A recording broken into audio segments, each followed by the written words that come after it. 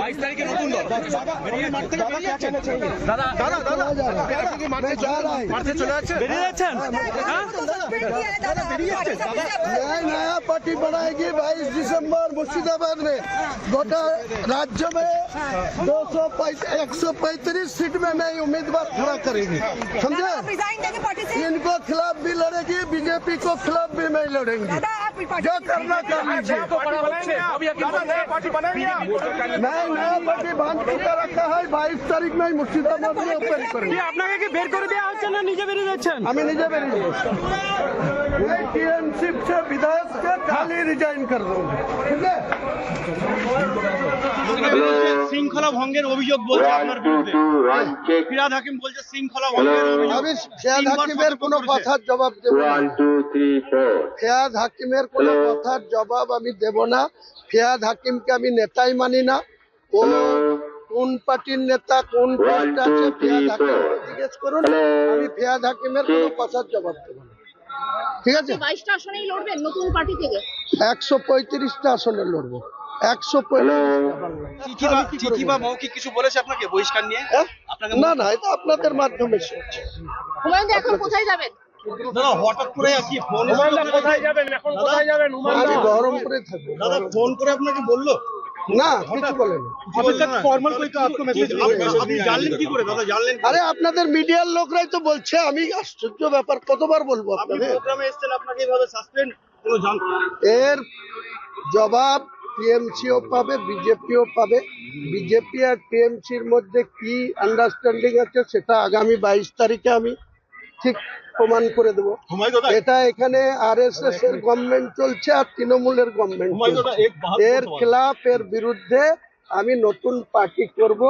নতুন পার্টিতে পশ্চিম বাংলায় 294 এর মধ্যে 135 সিটে আমি লড়াই করবো। আমার যার সঙ্গে মিট করুক উনি, আমার কিছু বলার নেই। আমাকে সাসপেন্ড করেছে, আপনাদের মতো শুনলাম।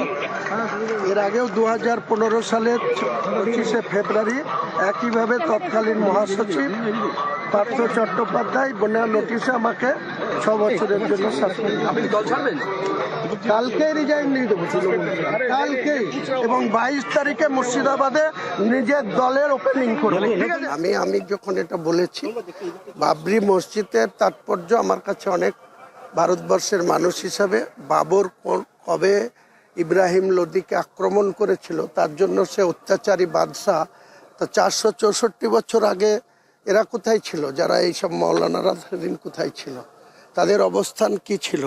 সেদিনকে তিনি যদি অত্যাচারী বাদশাহ হন, তারপরে তার ইতিহাস থেকে নাম মুছে গেছে, তাহলে কেন ধাঁচাটা 400 বছরের বেশি সময় ধরে অযোধ্যায় মজুদ ছিল? 1986 সালে রাজীব গান্ধী প্রধানমন্ত্রী, তার সময়ে এটাকে নামাজ পড়ার জন্য বন্ধ করে দেওয়া হলো, তালা মেরে দেওয়া হলো। চক্রান্ত করে 6 বছর পর 1992 সালে রাজীব গান্ধীর মৃত্যুর পর পিভি নরসিংহ রাওয়ের প্রধানমন্ত্রী, তখন দিনের আলোতে এত বড় একটা ধাঁচা, এত বড় একটা সৌধ যেভাবে ভেঙে দেওয়া হয়েছে, সেটাতে আমাদের সিংহভাগ মুসলিমের, গোটা ভারতবর্ষের সিংহভাগ মুসলিমের মনের মধ্যে একটা আঘাত আছে। 33 বছর ধরে দলের সম্মতির কোনো প্রয়োজন নেই, এটা টাক করছে। আপনারা কেন বারবার একজন জনপ্রতিনিধি সেখানে দাঁড়িয়ে প্রতি মুহূর্তে প্রয়োজন হলে আমি জনমতির প্রতিনিধি থেকে রিজাইন করে দেবো। আপনারা চাইলে, নেত্রী চাইলে কালই রিজাইন করে দেবো, কালই রিজাইন করার ব্যবস্থাও নিতে পারে। নিতে পারে, না নেওয়ার কি আছে? ওনারা নেওয়ার জায়গায় আছে, নিলে নেবে।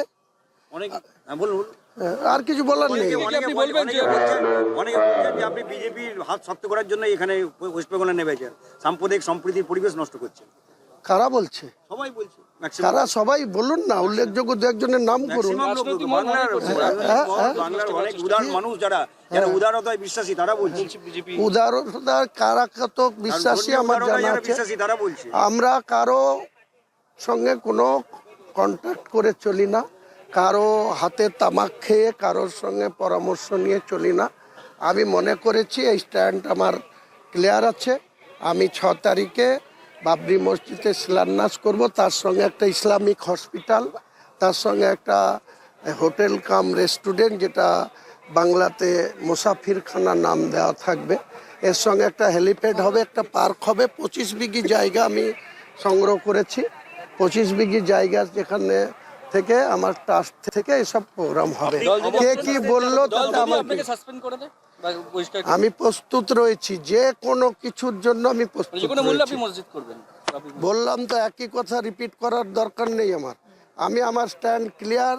দল সাসপেন্ড করলে তার সাসপেন্ড করার অধিকার আছে। অনুষ্ঠানে কাদের আমন্ত্রণ জানিয়েছেন আপনি? যাদের আমন্ত্রণ দিয়েছে ওই দিন বেলা 12টার সময় ভেন্যুতে আসবেন, দেখতে হবে। আজকে তো মমতা বন্দ্যোপাধ্যায় এখানে মঞ্চে থাকছেন, আপনিও থাকছেন। হ্যাঁ। যদি আজকে আপনার দলের নেত্রী আপনাকে অনুরোধ করে যে এই অবস্থান থেকে সরে আসতে, আপনি কি সেই অনুরোধ মেনে নেবেন? সেটা এই মুহূর্তে সম্ভব না। যদি সময় থাকতে বলতেন তাহলে আমি ওটা আমার ভাবার ছিল, আমার মধ্যে ছিল।